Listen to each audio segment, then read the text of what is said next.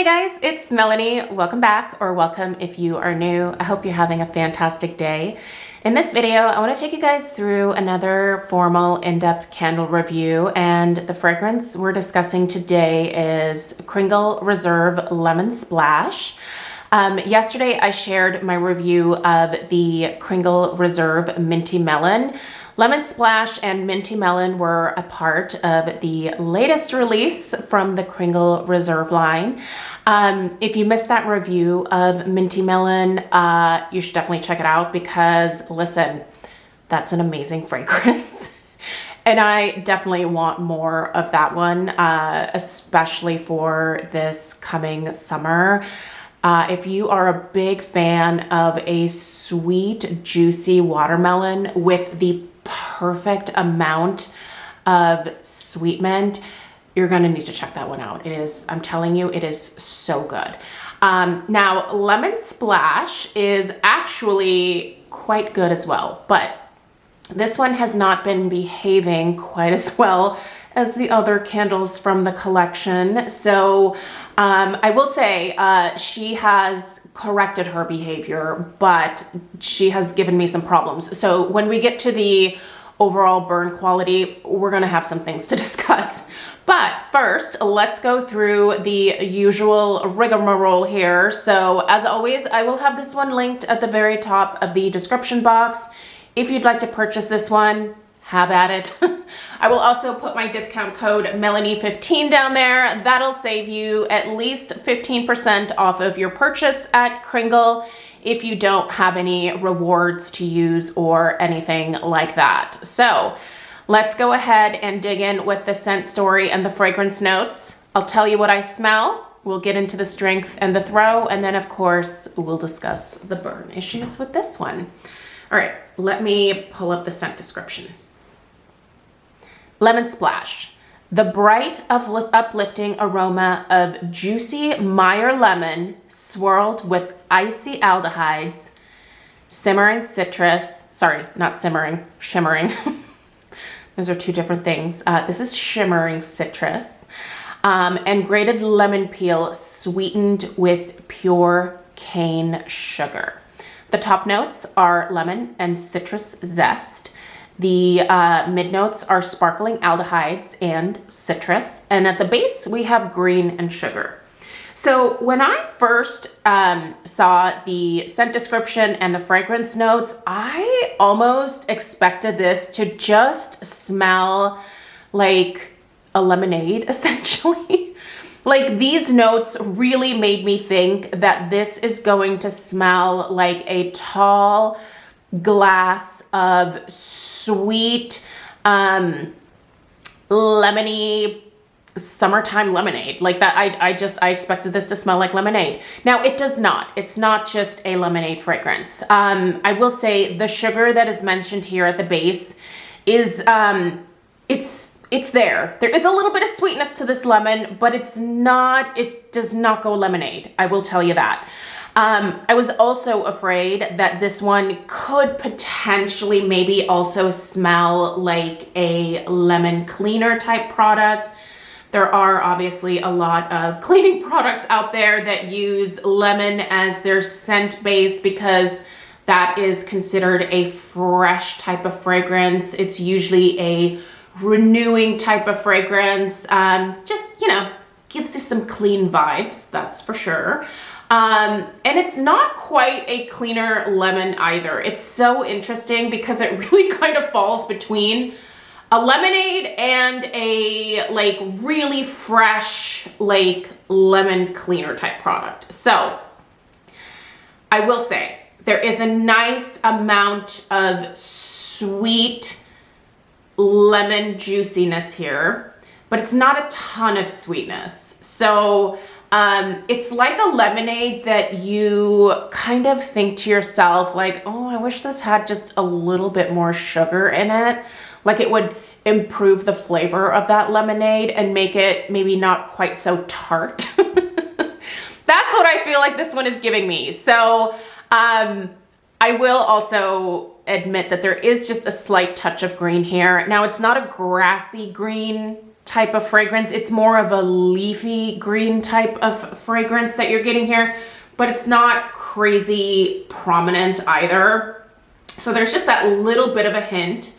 The citrus zest is definitely straight up lemon zest. I think that's where you're getting a little bit of that almost like borderline lemon cleaner type of vibe is the zest more so than anything else.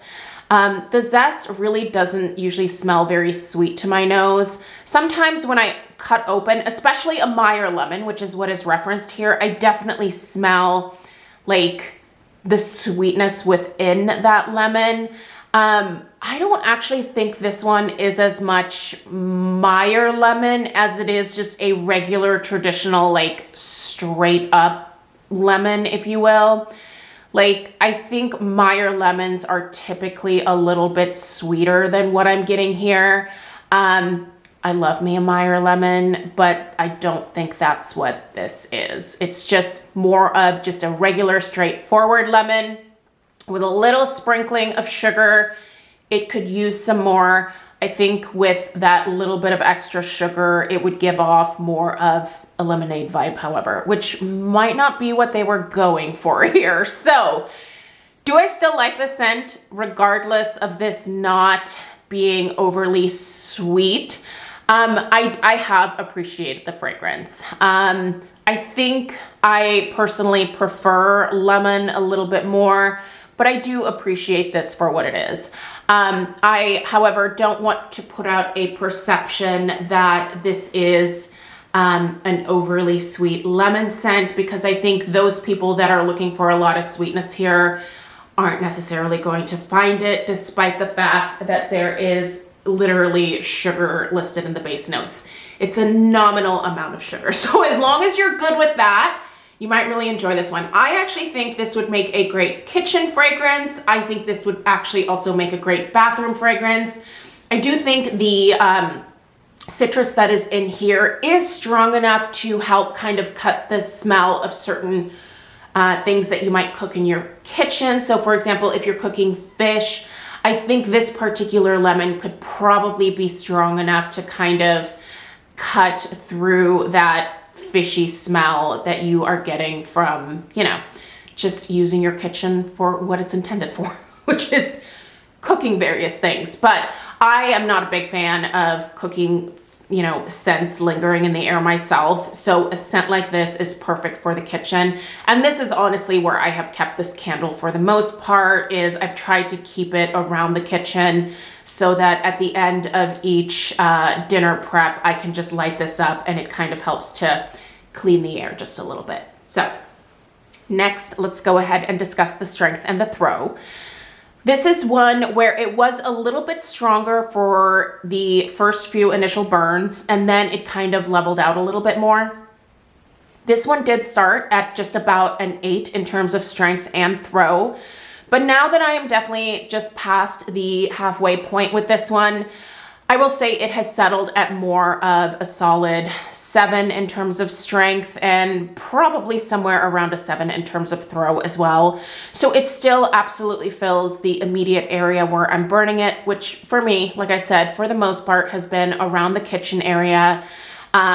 It definitely fills that back part of the house. It starts to travel towards the front of the house. It is prominent enough to where I have to be mindful if I am burning another candle at the same time, to make sure the fragrances kind of balance each other or at least make sense together. For example, I was burning this lemon splash alongside the minty melon because I'm filming both of those videos on the same day. So they were in the dining room here together, and honestly, they're a great combination. If you happen to have both of these, you should pair them together. They are lovely. But I do think that just in terms of the strength and throw, I can definitely tell that the minty melon has a little bit more oomph behind it. So definitely more potent in terms of strength and throw than this lemon splash, but I think this is still a pretty solid medium performance. I don't have any issues with the strength and throw of this one being a 7. That's still within an acceptable range for what I would like to see from a 2-wick candle of this size, so we're good.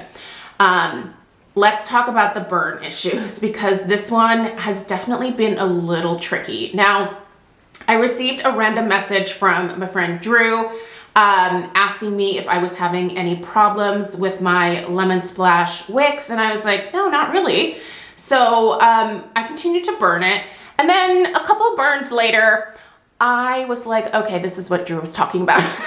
So the wicks did absolutely start to peter out, and I was like, what is happening? Because I did not over trim the wicks. In fact, I didn't have to trim these wicks very much for most of the first initial burns that I did. I definitely trimmed off a little bit in terms of the carbon balls that were collecting at the top, but they weren't huge, right?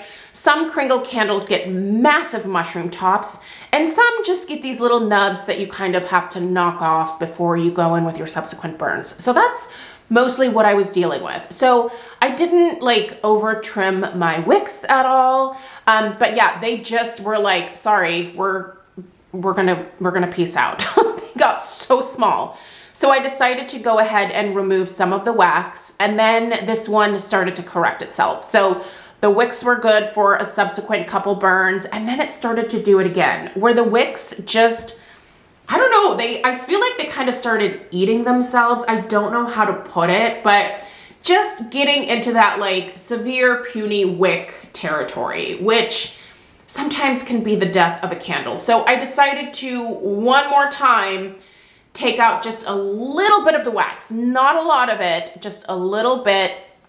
And for whatever reason, it completely corrected itself. So when I show you the wicks now, they're actually doing pretty good. And this is with me not messing with them at all for the last, I would say probably 3 burns at this point.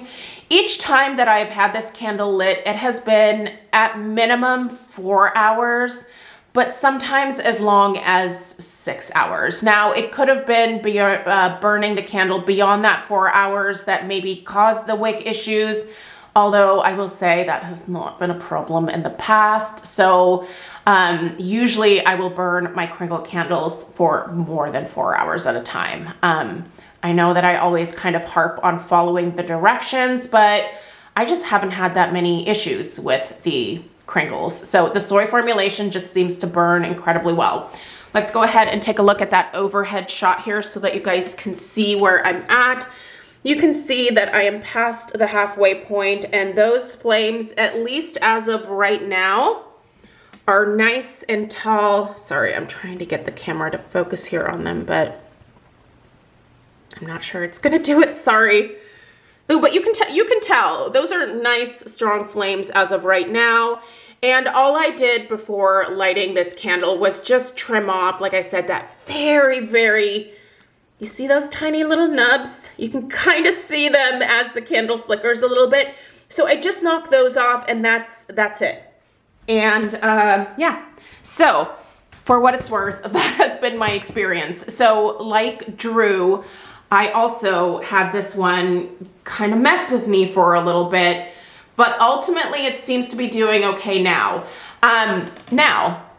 Question for me is, do I continue to burn this one because it smells great in my kitchen, or do I actually bring my candle crock out of my laundry room and maybe put that in the kitchen in the corner instead of my candle lamp, and then I just get to enjoy this one in the kitchen for a couple of weeks with that consistent fragrance output of, you know, having it in the crock? Or do I keep burning it? I don't know what I'm gonna do. I'm kind of interested in both options, but yeah, we'll see. You check out the weekly home fragrance roundup to see what I did with this one, because I can tell that within the next probably 2 or 3 days here, I'm gonna have to take what I currently have in the candle crock out that is in the laundry room. And I've been thinking about bringing that candle crock out anyway, so you'll see this weekend what I decide to do. Anyway, I hope that this was helpful. Let me know if you have any questions about Lemon Splash. I have 2 more fragrances to review from this latest Kringle Reserve launch. Those videos will be going up over the course of the next couple days here as bonus videos, so Check those out if you are so inclined. Remember to subscribe if you're new, give this video a thumbs up, and I will see you guys in the next one. Take care. Toodaloo.